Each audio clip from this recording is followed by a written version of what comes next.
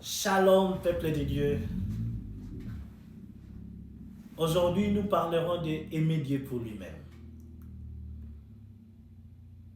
Dis à ton prochain que nous consommons l'amour de Dieu. Je suis sur la version Louis II.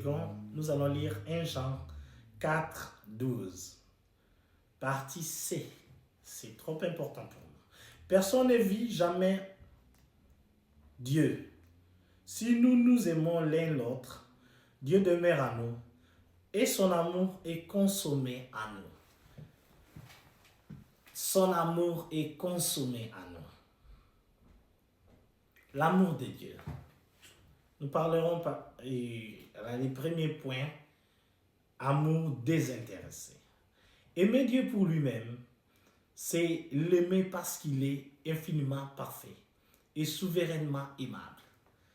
Notre amour envers Dieu est un amour désintéressé. Nous aimons Dieu tout d'abord pour lui-même et non en raison des avantages qu'il nous procure. Quand on aime Dieu en raison de ses qualités pour lui-même, nous possédons en lui un amour de bienveillance. Nous possédons envers lui un amour de bienveillance. Nous aimons donc Dieu d'un amour de bienveillance que nous exprimons dans l'acte d'amour. Mais nous aimons aussi Dieu parce qu'il est pour nous les souverains biens. Donc en possédant cet amour de Dieu, nous avons le bonheur absolu. Quand on aime Dieu en raison de ses avantages qu'on en retour, on éprouve à son égard un amour de désir. Donc nous aimons donc également Dieu d'un amour de désir que nous exprimons dans l'acte de l'espérance. Amour souverain. Nous aimons Dieu par-dessus tout, toutes choses. Notre amour pour lui est souverain. C'est l'aimer plus que toute chose. Le Créateur, dès lors être disposé à sacrifier toute sa vie, plus que l'offenser par les péchés. Ici, je vais m'expliquer.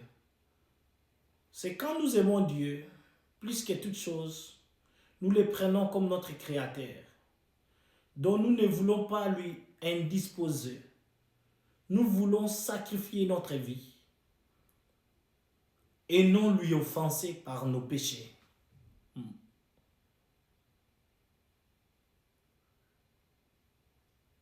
Amour possible. Je vais retourner un peu en arrière pour s'expliquer. L'amour désintéressé, c'est quand nous aimons Dieu pour lui-même, parce qu'il est infiniment parfait et souverainement aimable. Là, nous avons l'amour désintéressé.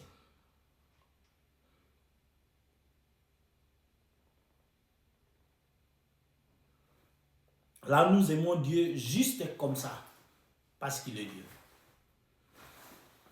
L'amour de bienveillance, c'est quand nous aimons Dieu en cause de ses qualités. Que Dieu est Seigneur. Dieu est roi. Quand on dit Dieu est roi, on possède l'amour de bienveillance envers Dieu. Et nous exprimons cet amour dans l'acte d'amour.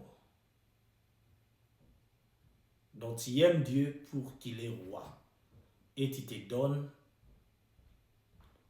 pour aller prier.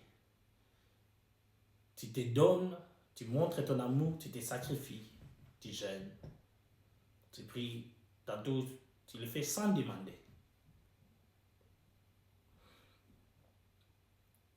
L'amour qu'on appelle souverain bien, c'est quand nous aimons Dieu et nous lui plaçons au point d'être souverain bien pour nous. Donc c'est que quand moi je vais louer Dieu, quand je vais adorer Dieu, Dieu va faire le bien à notre faveur. L'amour des désirs, c'est quand nous aimons Dieu en raison de ses avantages qu'il nous donne, les avantages qu'il nous procure. Exemple, je vais aller prier pour que Dieu me donne les enfants. Je vais aller prier pour que Dieu me donne les voyages. Parfois, les hommes de Dieu aussi excitent aux personnes de prier pour les avantages que Dieu donne. Et nous exprimons l'amour de l'espérance. Quand on a l'acte d'amour envers Dieu, et quand on a l'amour de désir envers Dieu, plutôt, on exprime ça par l'acte de l'espérance. Donc, ça augmente la foi. On sait que comme il a fait avec Moïse, il fera. Comme il a fait avec Daniel, il fera aussi pour moi. Amour souverain, c'est lorsque nous aimons Dieu par-dessus toute chose. Donc quand nous mettons Dieu dans les lieux suprêmes, dont on dit que Dieu reste souverain. C'est ce qu'on appelle l'amour souverain. C'est différent avec l'amour souverain bien. L'amour souverain, on aime Dieu juste par-dessus toute chose, sans rien attendre de retour. Mais l'amour souverain, on met Dieu à la souveraineté et attendre que Dieu puisse nous faire grâce par les choses de bien, par les choses qui vont nous faire du bien. Exemple, j'adore Dieu pour que Dieu puisse me donner une bonne santé. Mais je n'ai pas dit à Dieu, donne-moi une bonne santé. Mais j'ai l'intention que Dieu me donnera une bonne santé. Et l'amour possible. Il ne doit pas nous être difficile d'aimer Dieu par-dessus tout. Ah, Dieu veut que tous les hommes, même les pécheurs, l'aiment par-dessus tout. Or, il ne demande rien d'impossible. Il donne la grâce voulue pour remplir ses prescriptions. Ici, on dit c'est possible. L'amour possible, c'est vous avez un amour de la possibilité. Une personne qui ne prie pas, qui n'est jamais baptisée, qui n'a jamais accepté Jésus-Christ, il croit que Dieu existe et il aime Dieu. S'il veut tomber, il dit au nom de Dieu ou Dieu sauve-moi. Quand il va dire Jésus, mais il ne prie pas. Il a vu les sorciers, il a dit oh mon Dieu, mais il ne prie pas. Là, il aime Dieu d'un amour possible. Dieu accorde aux justes la vertu infuse de l'amour qui leur facilite l'acte d'amour. Quand il y a l'amour possible et que tu crois en Dieu, on te met dans les rangs des justes et tu auras la facilité de réaliser l'acte d'amour envers Dieu. L'acte d'amour qui était dans l'amour de bienveillance. Donc on aimait Dieu, donc on aime Dieu en raison de ses qualités. Et on l'éprouve par l'acte d'amour.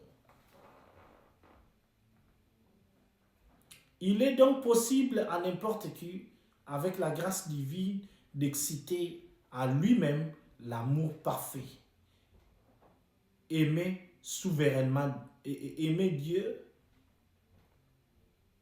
par un amour souverain. Et impliqué dans l'acte de contribution parfaite.